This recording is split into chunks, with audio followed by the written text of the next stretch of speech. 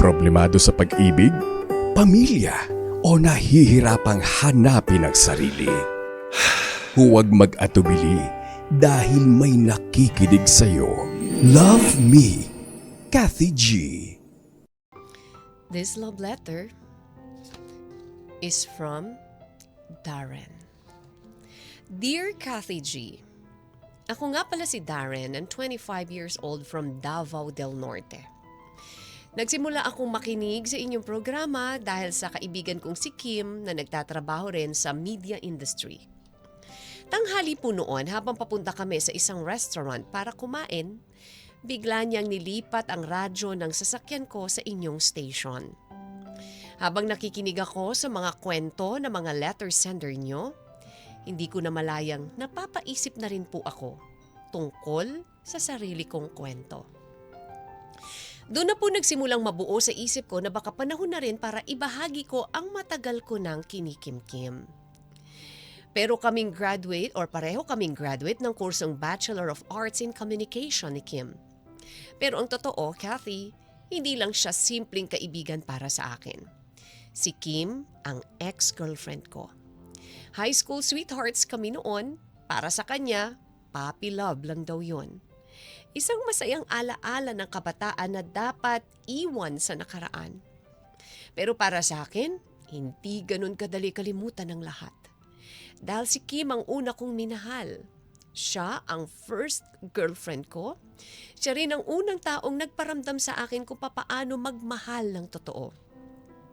Naghiwalay kami sa long-distance relationship, Kathy. Ako nasa Davao, siya naman ay nasa Maynila. Sa umpisa kinaya namin pero habang tumatagal, unti-unti kaming nilamon ng distansya. Hanggang sa dumating sa punto na parehas na po kaming napagod. Masakit ang naging hiwalayan namin, Kathy, pero bago kami tuluyang nawala ng communication, nangako ako sa sarili ko na babalik ako para sa kanya. Hindi ko man agad nagawa pero taon-taon akong bumabalik ng Maynila para lang malaman kung kamusta na siya. Hindi ko man siya direktang pinupuntahan noon, palagi naman akong nagtatanong tungkol sa kanya sa mga dati naming kaibigan. Lalo na kay Rochelle, na hanggang ngayon ay close pa rin naming dalawa. Sa kanya ko nalalaman kung okay lang ba si Kim, kung inaalagaan niya ba ang sarili niya, kung masaya ba siya at kung may boyfriend na siya. Minsan naiisip ko, Kathy, baka katangahan na ang ginagawa ko. Ang gumastos ng pamasahe, maglaan ng oras at pagod para lang sa taong hindi ko naman sigurado kung hinihintay pa ako. Pero kapag mahal mo pala talaga ang isang tao, handa kang gawin ang lahat. Yung mga bagay na alam mong baka ikaw lang ang masasaktan muli. Nabalitaan ko rin noon na nagkaroon siya ng boyfriend. Tumagal din sila ng halos ilang taon, pero naghiwalay rin dahil niloko siya nito. Nang marinig ko yon, Kathy, hindi ko maipaliwanag ang nararamdaman ko. Nasaktan ako for her, pero umaasa pa rin ako. Umaasa akong baka may pagkakataon na para sa aming dalawa. Kaya pagkatapos naming gumraduate, naglakas loob akong lumuwas ulit ng Maynila. Kinapalan ko ang muka ko, Kathy. Inaya ko siyang makipagkita sa akin at sa kabutihang palad, pumayag naman siya agad. Dinala ko siya sa isang magandang restaurant habang magkaharap kami, pakiramdam ko bumalik lahat ng alaala noong high school kami. Yung paraan ng pagtawa niya, yung tingin niya, pati ang simpleng pag-aayos niya ng buhok habang nagsasalita, pareho pa rin, Kathy. Kinamusta ko siya sa 5 taon na hindi ko siya nakasama. At habang nakikinig ako sa mga kwento niya tungkol sa trabaho at buhay sa Maynila, sobrang proud ako sa mga narating niya. Doon ko lalong na-realize na kahit gaano katagal ang lumipas, siya pa rin pala talaga ang nandito sa puso ko. Bago matapos ang gabing yon, dinala ko siya sa staycation na tinutuluyan ko, Kathy, hindi para sa masamang dahilan, kundi dahil gusto kong ibigay sa kanya ang munting regalo ko. Isang luxury bag, chocolates, at isang sulat na matagal ko nang gustong ipaabot sa kanya. Pero Kathy, hindi ko inaasahan na may mangyayari sa amin ng gabing yon. At pagkatapos nun, uli kaming nanghako sa isa't isa. Nangako akong babalik ako para sa kanya. Nangako naman siya na aantayin niya ako at yon ang pinanghawakan ko sa loob ng mahabang panahon. Pero habang tumatagal, Kathy, parang unti-unting nagbabago ang lahat. Nakikita ko siya sa social media niya na may nagpapadala ng bulaklak.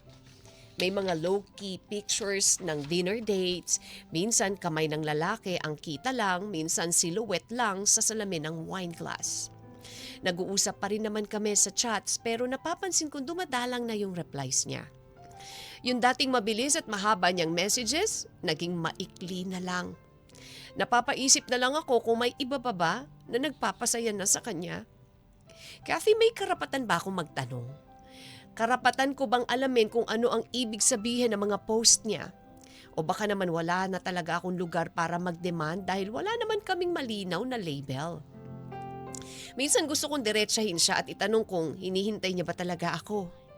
Pero natatakot ako sa magiging sagot niya. Takot akong marinig na baka may iba na palang nagmamahal sa kanya na parang hindi ko magawa ang distansya.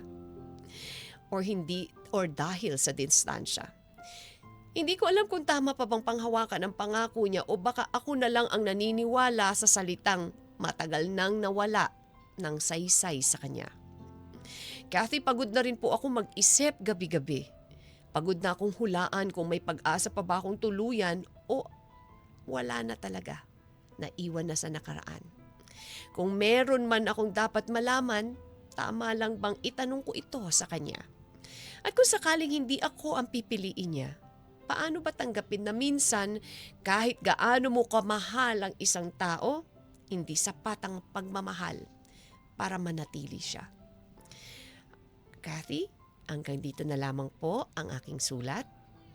Lubos akong umaasa sa tulong at payo ninyong lahat. Maraming salamat po. God bless you and your program. Gumagalang at nagmamahal ng sobra. Darren. Love Me, Kathy G.